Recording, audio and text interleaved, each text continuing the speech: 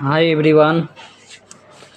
तो आज हम लोग पढ़ेंगे रियल नंबर में यानी वास्तविक संख्या में एक्सरसाइज 1.1 में। इसमें 10 से 15 मिनट का वीडियो बनेगा। इसमें ज़्यादा क्वेश्चन सॉल्यूशन करेंगे तो फिर 1 घंटा भी लग सकता है, लेकिन टाइम टेकन को ध्यान में रखते हुए हम लोग इसको करेंगे। यानी ये एनसीईआरटी का 1.1 का अभी 3 क्वेश्चन कर रहे हैं, ठीक है। अगर 10 मिनट 15 मिनट मतलब कम पड़ जाएगा तो फिर अगला क्वेश्चन भी करेंगे, नहीं तो इन्हीं को करके फिर नेक्स्ट वीडियो में हम लोग अगला क्वेश्चन को देखेंगे। तो मैथ्स के यानी एनसीईआरटी मैथ का 1.1 हम लोग सॉल्यूशन कर रहे हैं। 1.1 में पहला क्वेश्चन है आपका पहला क्वेश्चन क्या है, गिवन क्या 135 और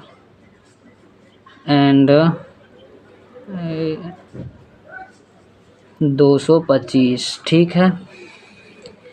तो इसमें हम बता चुके थे कि रियल नंबर में एचसीएफ निकालने के लिए क्या निकालना है हम लोग को, एचसीएफ का कुछ जानकारी हम दे चुके हैं ऑलरेडी, पहले बोल चुके हैं। एचसीएफ जो मेनली निकालने के लिए जो साइंटिस्ट दिया उसका नाम है यूक्लिड, जो कि यूक्लिड्स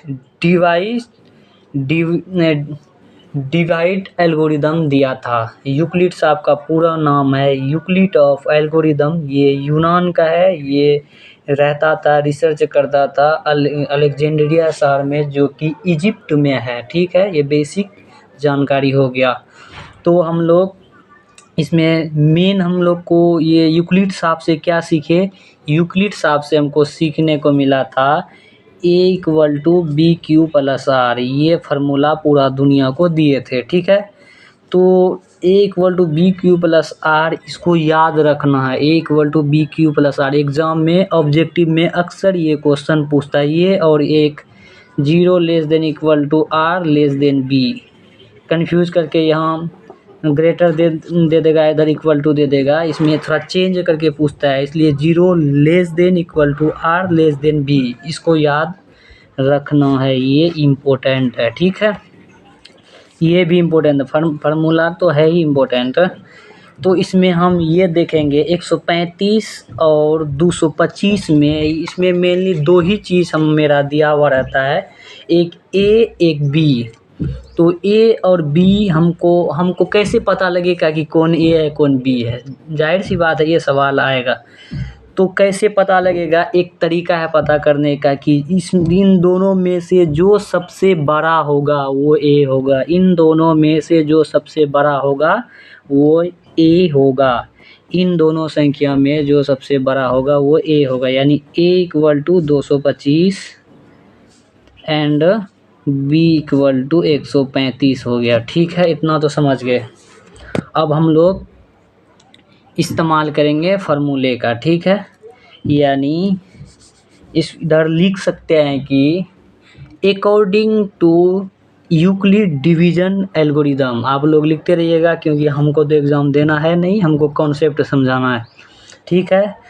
तो यूक्लिड लिख देते हैं शॉर्ट में, यूक्लिड्स डिवीज़न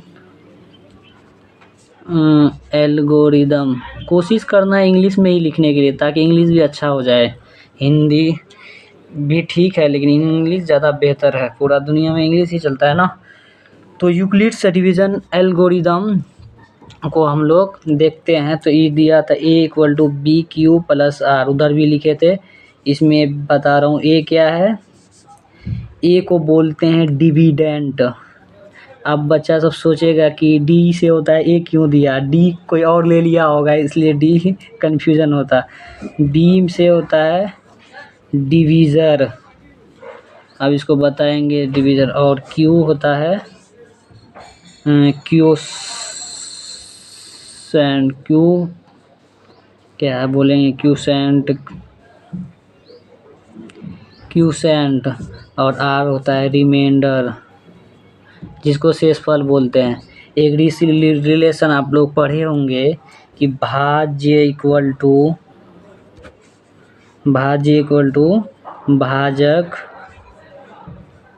गुना भागफल, ठीक है, जोड़ शेष फल। इससे रिलेट करके याद हुई, बचपन में लोग सब जानता ही है, भाज्य इक्वल टू भाजक गुना भागफल जोड़ शेष फल, यानी भाजक ए साहब है, भाज्य ए साहब है, भाजक बी साहब है, और जाके क्यू भागफल साहब है, और आर शेषफल साहब है, ठीक है।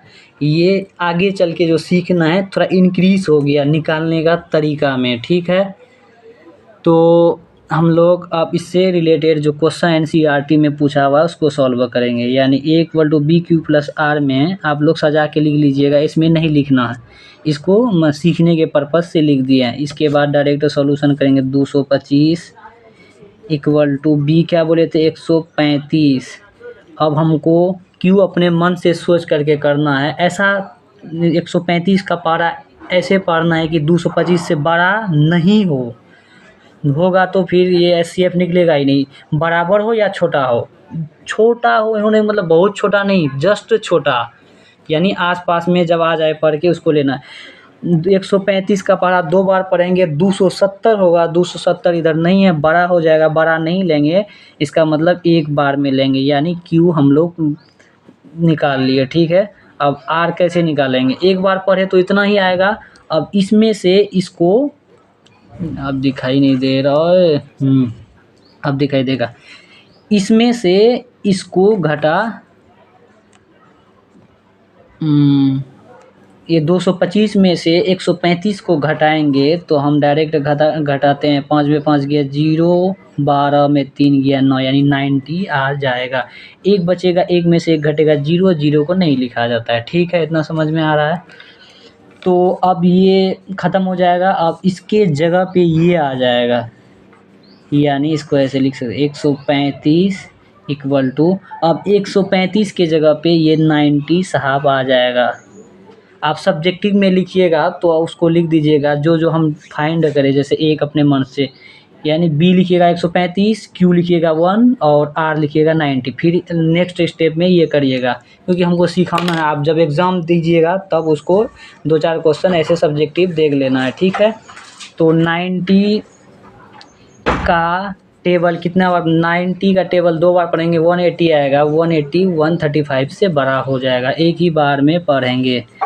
तो इसका यानी 135 में 90 जाएगा, 5 में 0 गया, 5 ही बचेगा, 3 में 9 नहीं घटेगा, एक पहुँचा लेंगे, उधार ले लेंगे इधर, 13 में से 9 4 13, यानी 45 होगा। अब क्या होगा, अब ये ख़त्म हो जाएगा, अब 90 उसके जगह पे, कब तक करते रहना, जब तक कि यहाँ पर 0 ना आ जाए, यानी r इक्वल टू जब तक 0 ना आ जाए। अब 90 इक्वल टू 45 गुना 2 प्लस 0, ठीक है, लाइट ही भाग गया। तो अब 45 2 जा हो जाएगा 90, अब 0 आ गया, इसका मतलब ये मेरा हो गया HCF इक्वल टू 45, ये हो गया आपका आंसर, ठीक है। अब हम लोग अगला देखेंगे,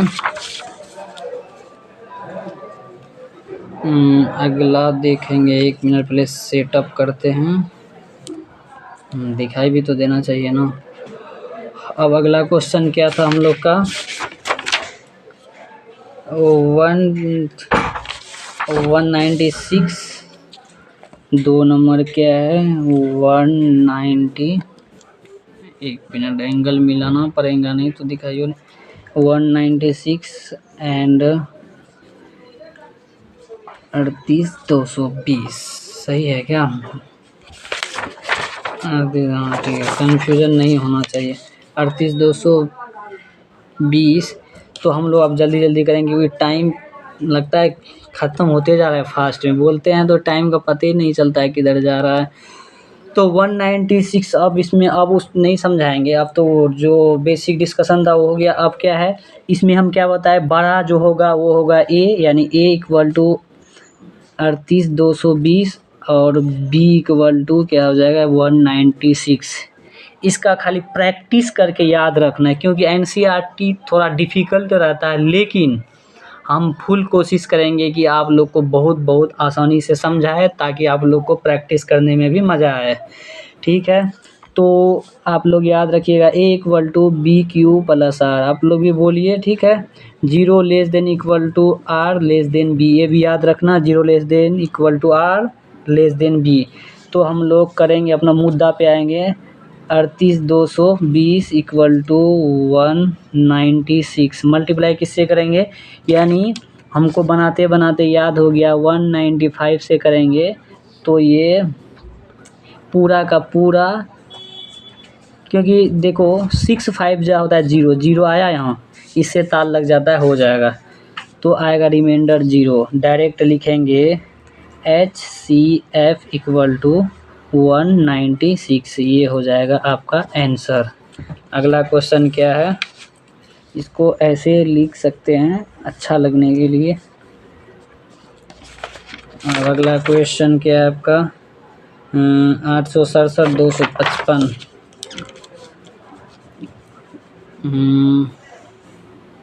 इसको मिलाते हैं पहले। थर्ड नंबर क्या है, 867 और 255। 867 आ गया लाइट, देखो 867 255 है, तो हम लोग फिर फार्मूला लिखेंगे कि यूक्लिड विभाजन एल्गोरिदम, यानी यूक्लिड्स आपका फार्मूला लिखेंगे A=BQ+R, 0 less than equal to R less than B। तो A क्या है 867 और B क्या है 255, राइट। तो हम लोग करेंगे 867 करेंगे और 255 का पढ़ा कितने बार पढ़ेंगे कि इसके आसपास आ जाएगा। अब देखो 55 है, यानी 250 समझो, 3 बार पढ़ेंगे तो 750 के आसपास चले जाएगा, यानी 55 है, यानी 3 बार इसका पहाड़ा पढ़ेंगे। इसका अप्रोक्सीमेटली कोशिश करना है ज़्यादातर सॉल्व करने का, ये अच्छा रहता है। 3 जा पढ़ेंगे आएगा आपका 765, करके देख लीजिएगा, यानी 225 गुना 3, 5 तिया 15, 5 3 दूना 6, 1 7, 3 दूना 6,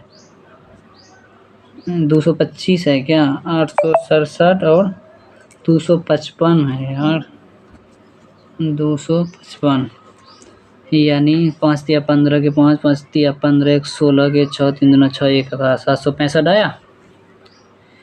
तो अब क्या होगा, ये यहाँ नहीं लिखाएगा, अब 765 को घटाएंगे 867 में। आप क्योंकि 3 बार पढ़े, एक बार पढ़ते थे तो डायरेक्ट घटा लेते थे, ये बार याद रखना है, हर में नहीं अपना फार्मूला लगा देना है। यहाँ 3 बार पढ़ेंगे तो कुछ आएगा तो यानी 867 में से 765 को घटाएंगे, यानी 7 में 5 गया 2, 6 में 6 गया 0, 8 में 7 गया, यानी 102 आपका आ जाएगा। ठीक है, तो अब ये रिमूव हो जाएगा, यानी हट जाएगा 255 इक्वल टू, अब ये 102 आएगा घट के, तो 102 इधर आ जाएगा। फिर इसको कितना बार मल्टीप्लाई करेंगे, 255 को कितना टाइम मल्टीप्लाई करेंगे कि इसके आसपास चले जाएंगे, यानी 102 दूना 2 टाइम करेंगे, 2 टाइम करेगा 204 होगा, और 200 ख़त्म करो, 55 में से 4 घटेगा 51 बचेगा। थोड़ा दिमाग से खेलना है, ठीक है। तो ये भी अब रिमूव हो जाएगा, हट जाएगा। 102 इक्वल टू 51 दूना होता है आपका 102, यानी रिमाइंडर 0 हो गया। इसका मतलब ये साफ बन गया SCF इक्वल टू कितना हुआ 15, ये हो गया मेरा आंसर। तो इतना ही आज सीखेंगे, क्योंकि ये हो गया 14 मिनट, हम लोग को हाईएस्ट 15 मिनट का ही वीडियो बनाना है, ताकि देखने में भी मज़ा हो, टाइम भी निकल जाए। ज़्यादा टाइम का देखने में भी मज़ा नहीं आता है, ठीक है। अगर अच्छा लगे तो आप लोग पढ़िए मन लगा के। तो thank you for watching in this video.